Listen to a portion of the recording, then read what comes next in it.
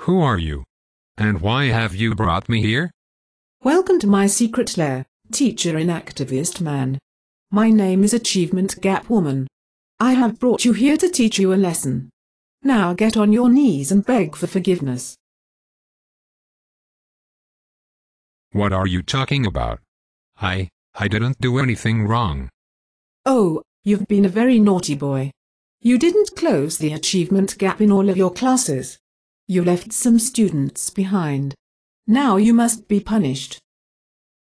But I'm a good teacher. I take orders unquestioningly. I use best practice and data-driven decision-making. I spend my weekends and holidays doing upgrades and professional development, and I constantly find new ways to do more with less. I even accepted a pay cut to help save our school board.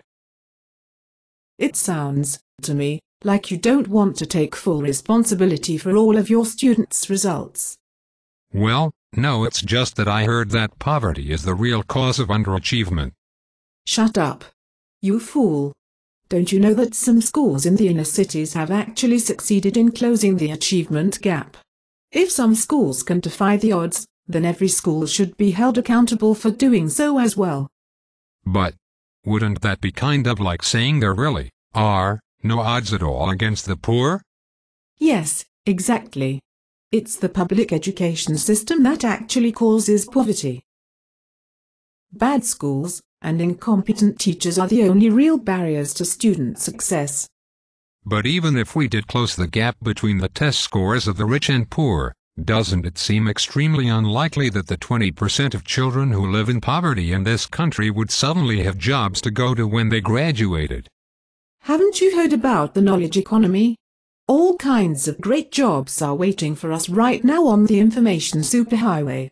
But, according to rich education experts like Bill Gates and Rupert Murdoch, who worry tirelessly about the poor, we just don't have enough skilled workers to be internationally competitive in the 21st century. Doesn't this sound a little far-fetched? Not at all.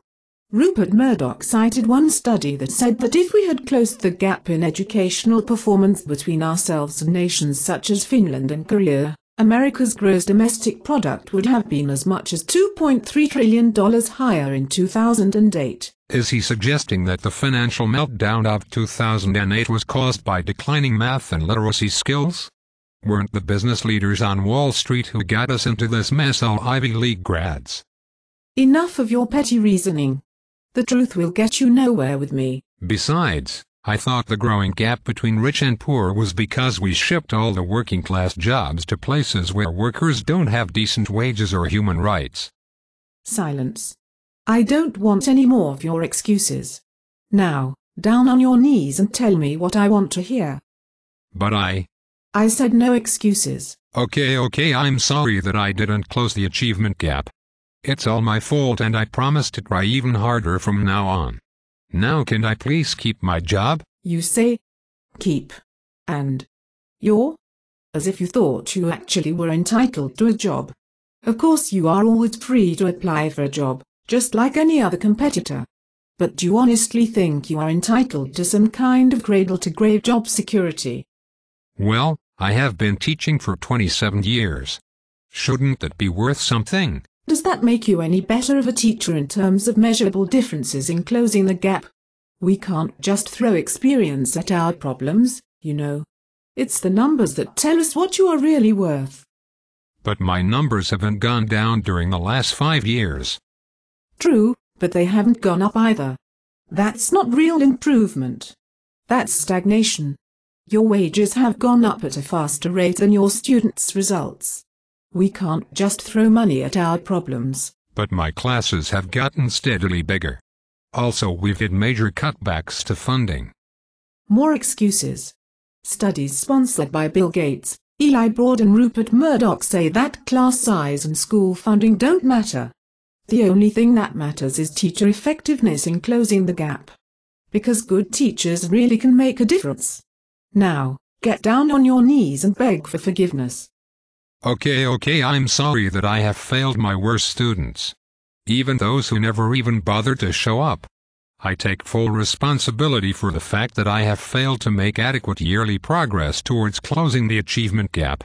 I will work harder and smarter towards implementing a self-improvement plan, and I will stop making excuses. Well, I'm sorry, but in view of all that you have confessed, I'm going to have to revoke your teaching credentials. Does this mean I'm fired? No, not exactly. Firing would imply that we were severing some kind of long-term relationship. Let's just say instead that we've decided not to rehire you.